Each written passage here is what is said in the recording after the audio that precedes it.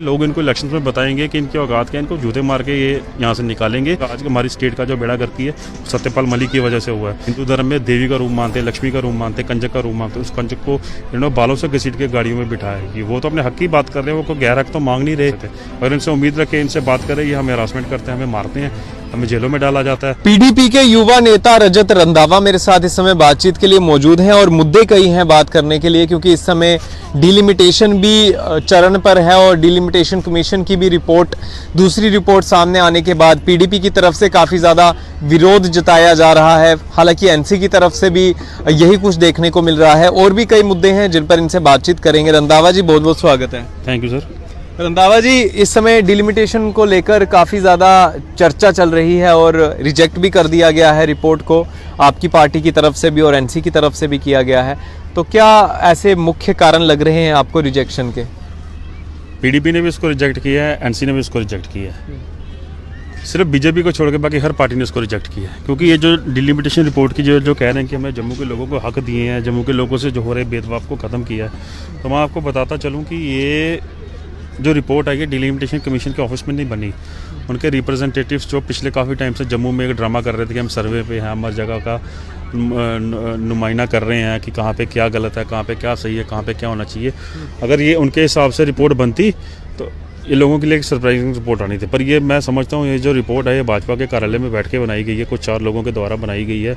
Openly कल एक portal को इंटरव्यू देते हुए रविंद्र रैना साहब ने एक पर्टिकुलर कॉन्स्टिट्यूंसी का जिसको विड्रॉ कर दिया गया जम्मू रीजन से, काफ़ी बड़ी वहाँ पे खासकर मैं कहूँगा कि सुचेतगढ़, हाँ, वहाँ पे एक जट लीडरशिप और सिख लीडरशिप थी या किसी और पार्टी की लीडरशिप, उसको डेलिबरेटली ख़त्म किया गया।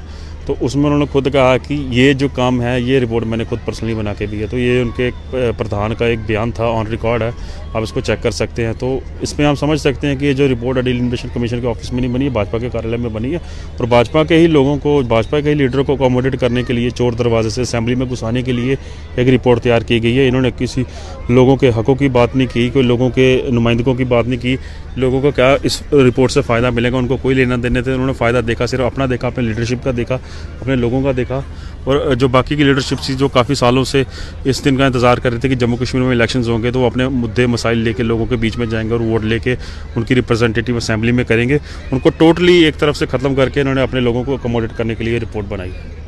बीजेपी का कहना है कि डिलिमिटेशन कमीशन ने सारा काम, एक एटोनमस बॉडी है और उनकी तरफ से सारा काम किया गया है, हमारा इसके साथ कोई लेना देना नहीं है। देखिए, बीजेपी की डिलिमिटेशन कमीशन जो है, मैं आपको बताता चलूँ, इस टाइम सेंटर में बीजेपी की सरकार है। तो जो भी बॉडी बनेगी वो अपने तरीके से बनाएंगे, अपने लोगों को अकोमोडेट करेंगे। इन्होंने काफ़ी बड़े रिटायर कहते हैं कि हमने जजेस को बिठाया, ब्यूरोक्रेट्स को बिठाया। तो आप ज़रा उनके प्रोफाइल को काउंटर चेक करें तो वो किसी न किसी पुराने टाइम में किसी न किसी केस में इन्वॉल्व थे, किसी न किसी स्कैम में इन्वॉल्व थे।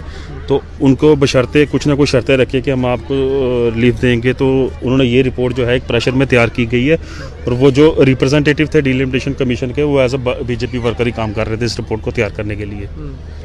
अगर ऐसा कुछ जहां पर आपको लग रहा है कि डिलिमिटेशन कमीशन कहीं ना कहीं भारतीय जनता पार्टी के इर्द गिर्द घूम के ही काम किया है, तो विपक्षी पार्टी होने के नाते क्या आपने इस पर कुछ इकट्ठा करने की कोशिश की, कोई सबूत, किसी प्रकार की कोई चीज़ इकट्ठा करने की कोशिश की कि आप एक पब्लिक डोमेन में एक प्रेस कॉन्फ्रेंस के जरिए या फिर मीडिया के सामने वो बात रख पाएँ कि डिलिमिटेशन कमीशन जो है, एक तरह से आरोप लग रहा है इस समय डिलिमिटेशन कमीशन पर, जिसको एक एटोनमस बॉडी कहा जा रहा है, तो उस पर एक बड़ा आरोप पीडीपी लगा रही है यहाँ पर। तो आरोप को साबित करने के लिए भी कुछ ना कुछ होना बाकी है। देखिए, डिलिमिटेशन कमीशन की जब भी रिपोर्ट ड्राफ्ट हुई है, अभी इसको इम्प्लीमेंट करने के लिए भी ऑब्जेक्शंस के लिए कुछ दिनों का वक्त है। जब प्रॉपर आएगी तो उसके बाद जो नेक्स्ट कोर्स ऑफ एक्शन हमारी लीडरशिप लेके हम उस पर डायरेक्टली फॉलो करेंगे।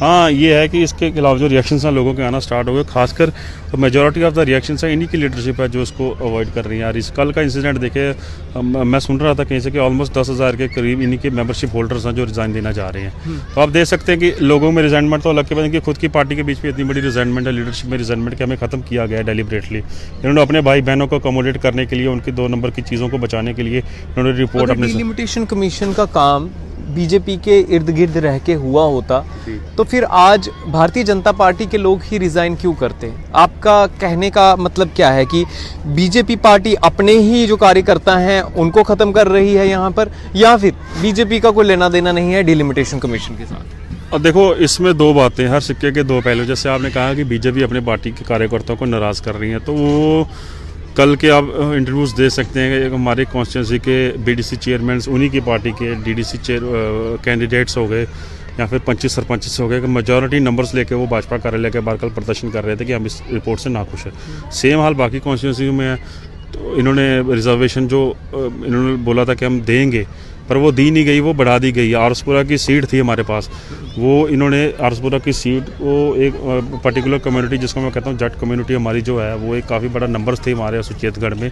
आज से 25 साल पहले उसको अकोमोडेट करने में अलग से सीट दे दी थी। इन्होंने हमसे वादा किया था कि 25 साल के बाद हम वो सीट आरसपुरा की ओपन करेंगे। उन्होंने वो कॉन्स्टिट्यूंसी खत्म करके आरसपुरा में मर्ज की, उसको फिर अगले 25 साल के लिए रिजर्व कर दिया। तो क्या वहाँ के लोगों के या लीडरों के जो किसी भी पार्टी से एफिलिएटेड हो उनका कोई हक नहीं है? इन्होंने डेलिबरेटली उसी चीज़ पे छांट काट किए हैं जहाँ पे इनको सबसे ज़्यादा खतरा था। इनके पास इनपुट्स थे, रिपोर्ट्स के, सीआईडी रिपोर्ट्स के, एजेंसीज की रिपोर्ट्स है कि हम यहाँ से हार रहे हैं। खासकर रजौरी पुंछ की मैं बात करूँ, रजौरी पुंछ से उन्होंने पूरा एक ही कम्युनिटी को इन्होंने अकोमोडेट कर दिया। क्या बाकी इस फैसले से बाकी पार्टीज़ भी नाराज़ होंगी, हर पार्टी की लीडरशिप नाराज़ होगी? तो आप देख सकते हैं इनका बायस नेचर है अपने लोगों को अकोमोडेट करने के लिए। पर मैं ये भी कह देता हूँ इस रिपोर्ट से कोई फ़र्क पड़ने वाला नहीं। लोग इनको इलेक्शन में बताएंगे कि इनकी औकात क्या, इनको जूते मार के ये यहाँ से निकालेंगे।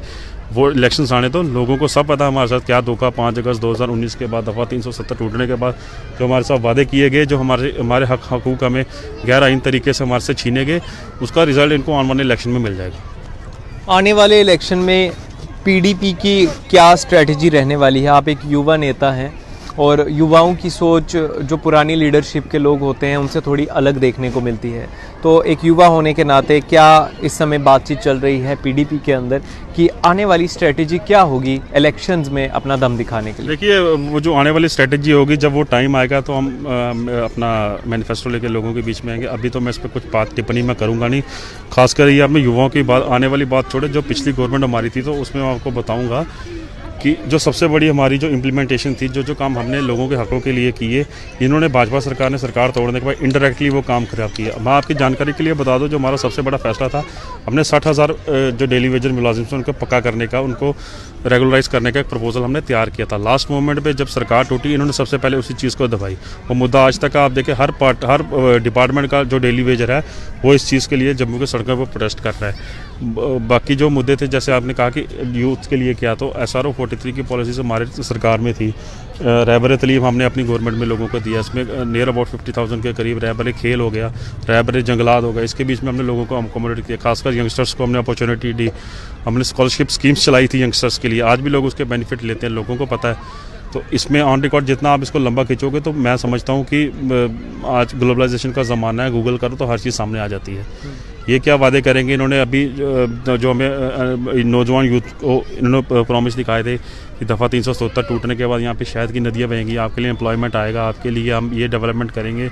उस एम्प्लॉयमेंट का नतीजा आप भी देख लें किस तरह बच्चियों को हमारी, जिसको हम हिंदू धर्म में देवी का रूप मानते हैं, लक्ष्मी का रूप मानते हैं, कंजक का रूप मानते हैं, उस कंजक को इन्होंने बालों से घसीट के गाड़ियों में बिठाया है। वो तो अपने हक की बात कर रहे हैं, वो कोई गैर हक तो मांग नहीं रहे। जो उनकी बॉर्डर बटालियन के जो उनकी एस्पिरेंट्स की जो डिमांड है उसको फुलफिल, हमारे अपने बच्चे कोई बाहर के तो आए नहीं, कोई पाकिस्तान से तो वो आए नहीं, या कहीं अफगानिस्तान से कहीं दूसरे स्टेट से आए नहीं।